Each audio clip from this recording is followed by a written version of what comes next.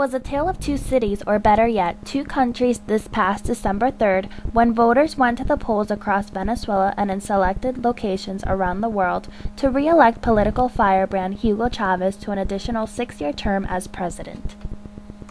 In the capital of Caracas and other cities and towns across Venezuela, voters of varying ages and income levels waited patiently in long lines to have their say as to whether they were willing to give Chavez additional time in office or replace him with opposition candidate Manuel Rosales, governor of the western Venezuelan state of Zulia.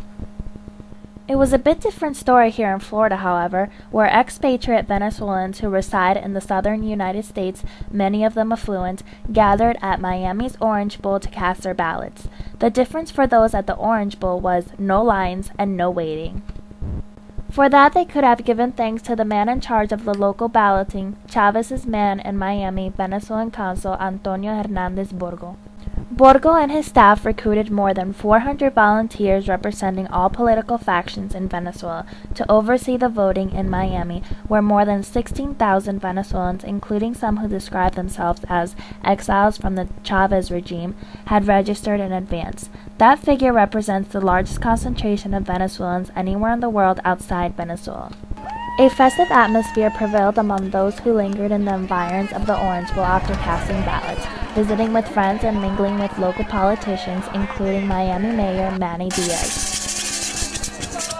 While strolling musicians entertained the crowd, children and dogs searched for ways to pass the time. Though more than 97% of the 10,000 plus who turned out in Miami to cast their votes for the opposition candidate, Rosales, it was all to no avail for these diehard opponents of Chavez, as the popular president won in a landslide, rolling up more than 61% of the nearly 12 million votes cast. What was perhaps most on display during the civic gathering was the pride that Venezuelans have in their country, as reflected by a survey conducted by the National Opinion Research Center at the University of Chicago earlier this year. It concluded that Venezuelans who overthrew Spanish rule in the New World and Americans who toppled English rule have more patriotism than the citizens of any other countries in the world.